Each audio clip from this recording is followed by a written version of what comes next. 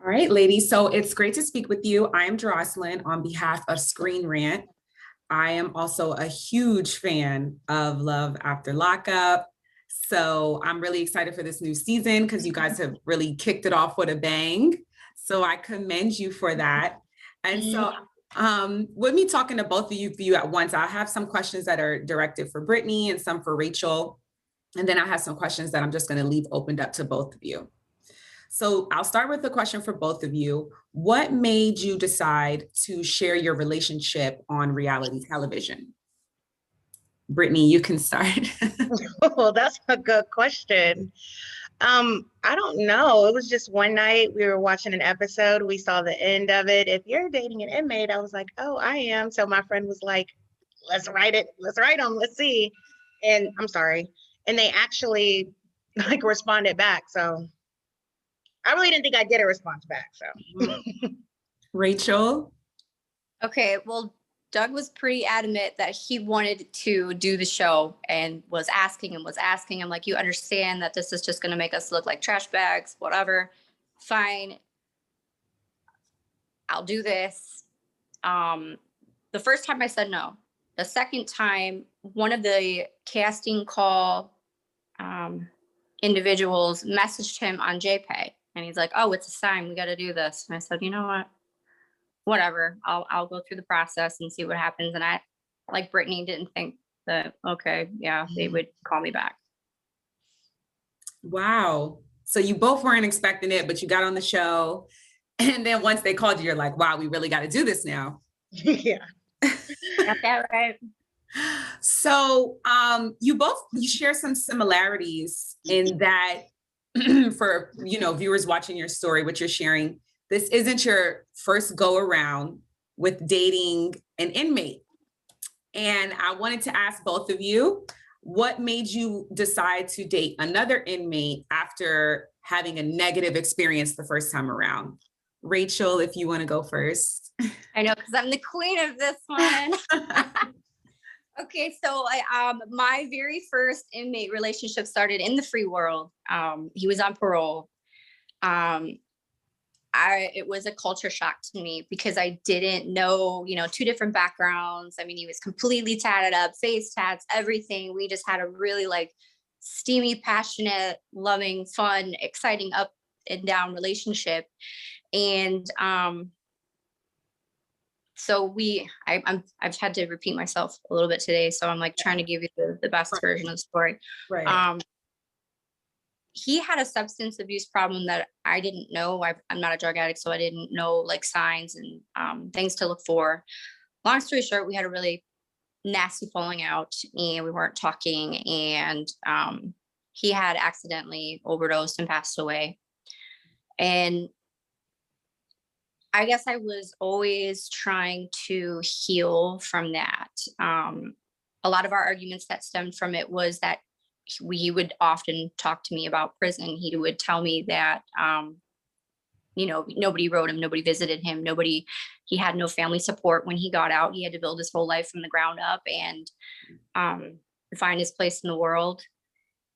And I mean, that's kind of what got me to my journey, thinking that I could help somebody or save somebody. I became active in Families Against Narcotics. I was, volunteering to help get people rehab. It was a really hard, grieving journey. And because of our really passionate, steamy sex life or our dating life, I guess I kind of connected one with the other, thinking that oh, I can just go here and get the same thing or look for it. But I wasn't piecing it together that I hadn't really truly grieved. I was looking for something I couldn't find again. Wow. And that's kind of what led me on that path. And I just never really changed it. It became a type for me. So, but nonetheless, I'm here today. So I commend you for your transparency. Yeah. You can only respect honesty. It's well, but I know your original question. I have really bad ADD. What made me keep going for it? What made me keep seeing failure over and over again? I've had so many unsuccessful relationships, whether they were in prison, not in prison. I ended them because obviously my first husband had an addiction problem, and I thought, oh, I could help him. No, I had to learn that, and I had to end it, and I had to cut it and walk away and realize, you know what, I can't deal with someone or live that life with someone who struggles with addiction. It's very I don't want to like speak poorly on it, but it's an experience to go through that I don't want to go through again. And Doug doesn't have an addiction problem. So it's like I took my chances again to stick with my type, but avoid the addiction problem. So it was like, that's kind of what made me think that, you know, people are different and maybe I'll get a different experience this time, you know? Right. I totally understand. Brittany, what inspired, motivated you to give Love After Lockup another try? Yeah, so my last relationship, he wasn't an inmate. He's a convicted felon, had a wonderful job, was a welder, bought his own home. So when I met him, it had nothing to do with prison. I think whenever my family is talking about like, this is our second go around, it's just those questionable, like he has a record, the similarities, you know, he's been to prison. And that just kind of led me to be like, no, well, Ray's different. He's not Right. like him. There's something different. So that's okay. Just a little. I really didn't have like an inmate relationship before. Okay. They were just like referring to like a previous relationship. Yeah. And saying they just wanted to protect you and were right. Okay. Okay. Got it. Thank you for clearing that up. You're welcome. So, Rachel, what we're seeing in your relationship currently, there's a lot of submission in regards to like, you know, and I'm going off of also like fan reactions and Doug kind of having like more of like a, you know, commanding presence in the relationship. I wanted to know if like, how do you feel watching it back now on television, like the dynamic between you and Doug? I can completely see where that it looks like I'm a big pushover, but he was just loving himself some camera time. I'm not gonna lie. He's like just showing his ass, pardon my language, showing his ass out there, just like, no, this way, that way. But really like rules for him was making sure that Douglas had a shower, did his chores before playing video games, you know, did his homework. It was things like that. But, you know, TV is going to show you if it didn't look a certain way, then why bother watching? It would be boring. Of course. And I mean, at one point when you were driving home with him and he said, you're the boss, like we got to see a different where it was like you were telling him and he was listening to what you were saying. So I was like, okay, yeah. So I'm glad I asked you and you cleared that up. Because that's he never talked like that to me. Like in real life, it's always like, baby, what you need? I'm sorry. And I'm like, because I knew like after this filming, it's like, you know, I was just doing that. Okay. Play it up for the cameras. Brittany, viewers have noticed some awkward energy between you and Ray's family during that initial meeting with him getting released. Were you able to ease the tension at all with the family? Yeah, I definitely feel like I was. I mean, we had never met ever. And I had never even spoken on the phone with Ray's stepmom and his dad. The person I had spoke to before on the phone is Miss Sue. But but as far as like the parents, I think we were all just nervous. Like, right. You know, first meeting. Yeah. First meeting, and then you're doing it in front of cameras. It's a lot. Yeah. Mm-hmm. So now this is a question for both of you. How did you feel going on Love After Lockup would impact your relationship? Did you think it would help or hinder at all? Rachel? I thought it was a major risk. I was like, wow, I mean, I'm going to throw my reputation away and do this. And this could ruin our relationship and make it look really, really bad. And I guess I accepted it for what it is, because I mean, reality TV is not for the faint at heart. So I just wanted to make sure that he understood those repercussions, you know. Exactly. Brittany, were you worried about how it would impact your relationship? Yeah, I mean, at first, you know, whenever we started talking about the show, we were pretty serious, but he wasn't out yet. So it's like, this is a really cool opportunity. I had that in my mind. Let's see where it goes. Let's see what happens. It's always a risk when you put yourself out there for everyone to judge. So we understood that. I agree with Rachel. Definitely. Yeah. So now, Rachel, when upon Doug's release, you guys definitely, the entertainment factor was there. Fans have been commenting on, you know, the adult activity that was going on in the car, in the The room. nastiness, yeah. Were you were you comfortable allowing all of that to go down in front of the cameras? You know, I did not think that he was going to put his hand up my dress that quick on national TV. I thought he could last the 8-minute ride to the hotel. Yeah, and also, so I don't, as a cast member, we don't know what gets put out there. Right. So we're just thinking, oh, maybe they'll, you know, make it look so messy. Bah. So, but I mean, yeah, that's part of, I mean, and as you can see, I'm an expressive person. My facial expressions are out of control, and I own it. It's fine. So in the bedroom scene, that went on for like 20-30 minutes before we kicked them out. And I said, okay, I'm ready. This has, I need a career still, like a job and whatever. So can we just go on with life and close the door? And, you know, it's not like it's just me and him. It's 8 people. Yeah. I don't really know like that, and whatever is what it is. Right. A bit awkward, I would say, just because it's like, whoa, that's a lot. Now, Britney, what we got to see with you is you kind of expressed some confusion over how Ray might have presented his at-home life to you while he was still inside. And then upon you going to his parents' house and seeing that, you were just like, oh, you know, that's not what he kind of told me. So did he ever explain the mixed messaging to you? Absolutely. And I want to clear up, I was not surprised it was a nice house.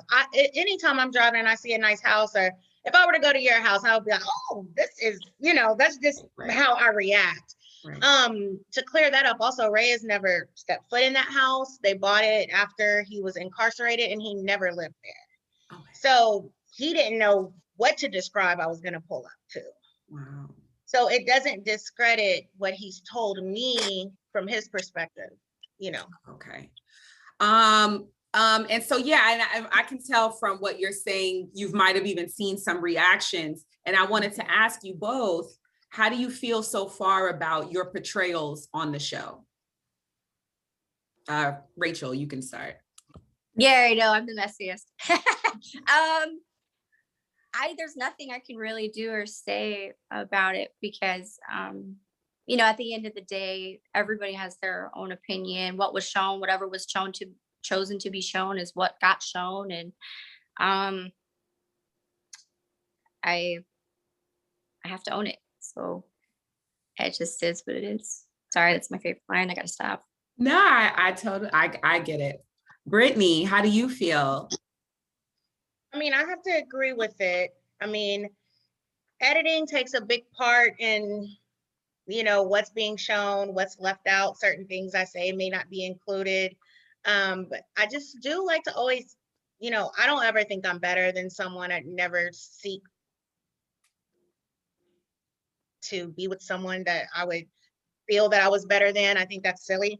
But as far as the comments, I just let it fly. They have their opinions. We're all entitled to it. But I had no idea that there were so many relationship counselors, therapists, psychiatrists. I mean, they're all in my, I'm like, okay, thank you for the advice, ma'am.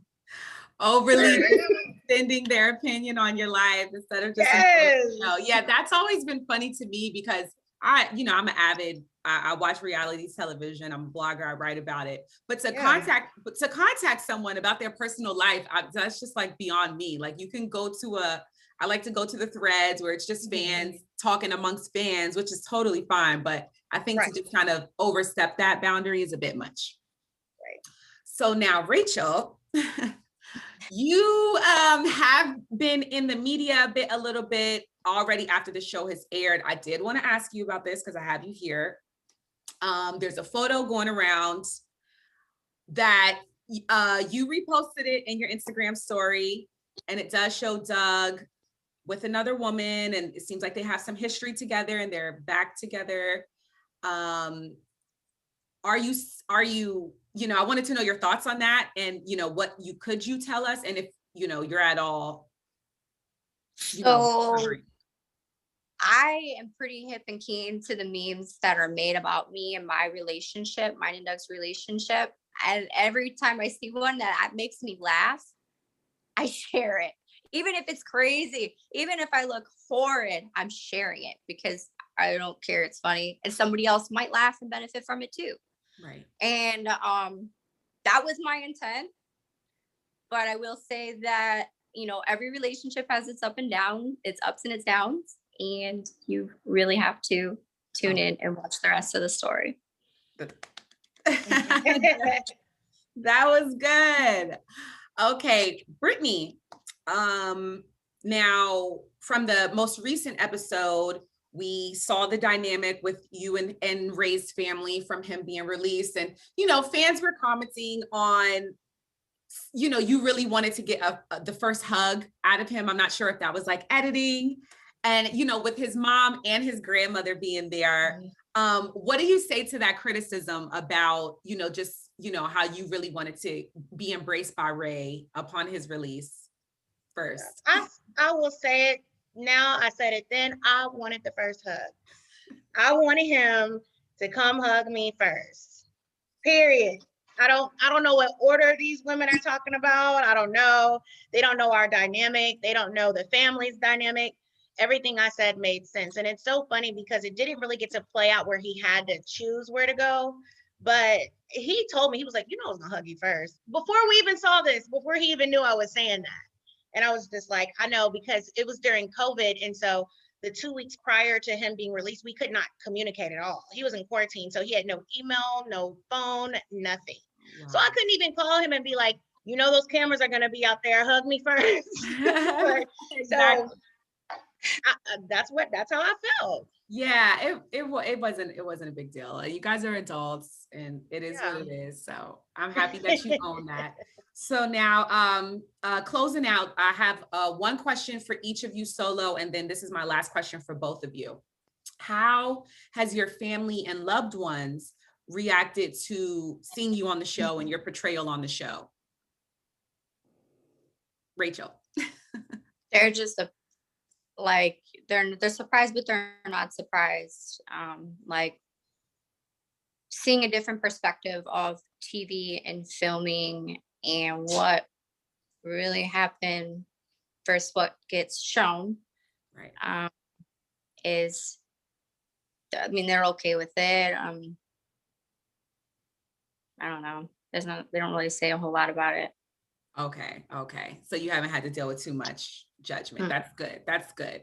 Brittany, what about your family? Because they've already been opinionated on the show, so I can only imagine how's it going. I don't even know if I could put it into words. They just have so many questions. Like my family, like you guys watched, nobody even knew I was talking to anybody. They thought I was working 2 jobs trying to pay my bills and have my house. Like they had no idea. So I think they're pretty surprised. I think they're proud. I know a lot of people were proud of the last episode where Ray really expressed himself. He was very transparent in his interview. And so I think, besides my mom, everybody's warming up to him, like, oh, while watching. Yeah, even I, because we didn't really know what to expect ahead of his release. But once we finally got to hear from him, I could see, I'm like, oh, I totally get why she fell for this guy, because, he has a good heart, he's just, needs to be surrounded by love. Yep. So now, Rachel, with you giving such a good answer, response to my last question, I wanted to know, people watch Love After Lockup and they'll just have a lot of doubts about dating an inmate. What would you say to those people? And do you still have faith in potentially dating another inmate? I wouldn't, let me rephrase that. I do not judge the outcome or possibility of any relationship, because you're going to have your problems regardless of what it is. incarcerated, non-incarcerated. It's just a different set, different style of problems. Just understand the risks. Right. Know what you're walking into. Know that this is something that could be possible, and that this is something that could be possible, because it's like you really you have to pick your poison. Would I date another incarcerated inmate? No. If given the opportunity, no. You're done. You're like, and you're such a pretty girl, and you can tell that you have a really fun personality and quirky. So Thank you. I'm sure those DMs are flooded now. Sure. It's ridiculous. I'm sure of it. After you mentioned those 4 B's with so much pride, every guy's like, she's the one. She's a Let me get this. I had a hater that said Rachel's boring. I said, oh no. I said, boo, let me take you out for a bologna sandwich. We can consecrate that. Come on. Okay. And he's like, he wasn't messing with me. So Right. Okay, come on. A bologna sandwich, you can't pass that up. And Britney, so far what we're seeing, it really does seem like a good dynamic with you and Ray, and his family will come along. So I wanted to know, what at least could you share about your happy ending? I can share, we're still together. We are very much together. So That's a beautiful. Well, Yeah. listen, as like a literal diehard fan, I just want to thank both of you, because it's women like you that, allow us to have shows like this. And I respect your transparency and your honesty. And I hope good things for both of you. thank you. Thank you for the opportunity. Yeah, Of thank course. Of course. Thank you. This is great. All right. Enjoy the rest of your day, ladies. you. Same to It you. was nice meeting you. Nice meeting you both. Bye. Bye.